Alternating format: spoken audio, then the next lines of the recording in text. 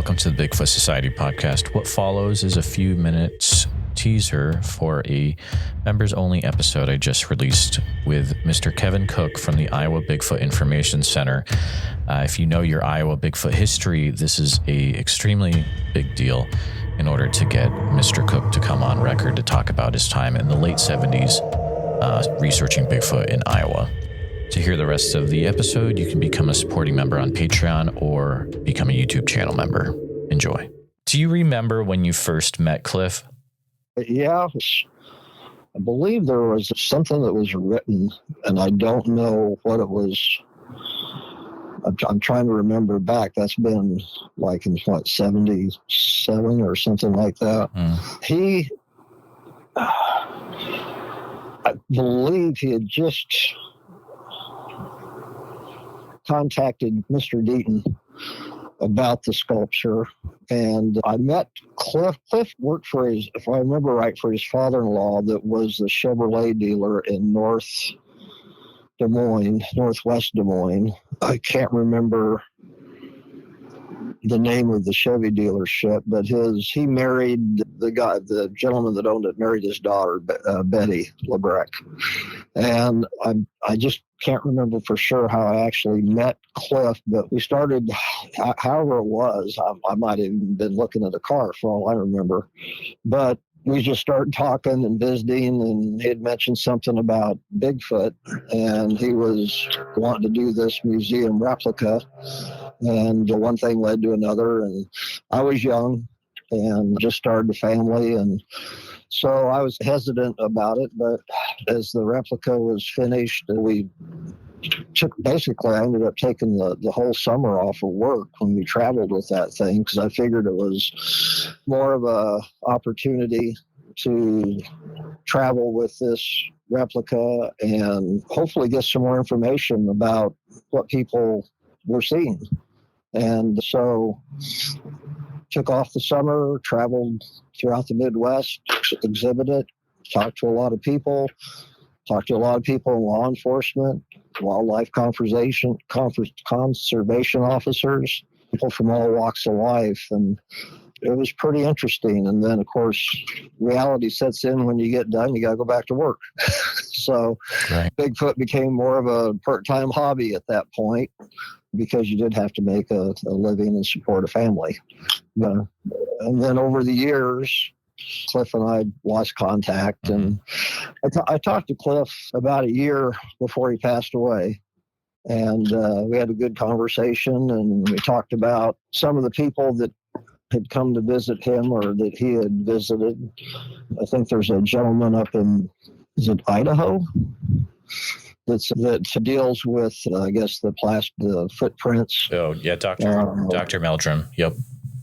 Okay, yeah, he was talking about him and coming to see, one way or another, he ended up, I guess, seeing the replica or Cliff sending pictures or something. But anyway, so we just visited about the past and what was going on. And at that time, we decided that we were going to stay in contact. And then, of course, we passed on, and pretty much that was the last communication I had with Cliff. There's something you said a few minutes ago. You did run into some weird things that you can't really explain. You're not really sure. Yeah, I mean, at the time, I didn't think about them being weird. It's just sounds that I've never heard before. Growing up in Iowa, you deer hunt and pheasant hunt, and I was a pretty good hunter. So I was pretty familiar with the woods, and I knew what was going on. And they just hear things that aren't, in my mind, just weren't normal. They weren't supposed to be there. And I could never prove one way or another. But that even piques your curiosity a little bit more when you do hear something that you're not familiar with. Oh, absolutely. Were they things like tree knocks or whoops or anything like that? Most of it was either a whistle. Along the Mississippi River, I believe it was, I had relatives that lived down by Kilcuck.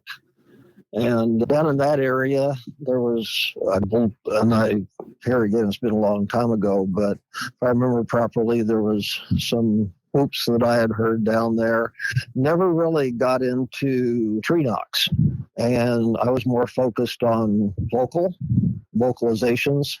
And so I didn't really, to be honest with you, if I heard them, I might have passed it off as something else at that time. I could look back on it and go, yeah, I probably heard some, but I didn't know what they were.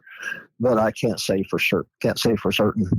So eventually you started with Cliff, the Iowa Bigfoot Information Center, which pretty much is a group of you guys that would get together, right? And you would have them go out and research different reports of Bigfoot sightings around Iowa. Is that pretty much the easiest way to describe what the Iowa Bigfoot Information Center was? Yeah, most of the research was done by either myself or Cliff or both of us.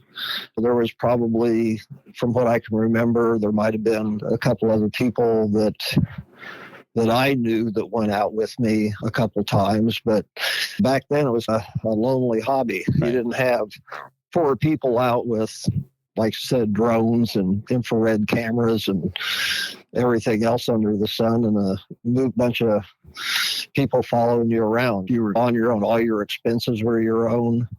And here again, just getting into raising a family, you did what you could and tried to make the most of it. Just wanted to take a few minutes to say thank you to you, all my listeners, for listening to the podcast.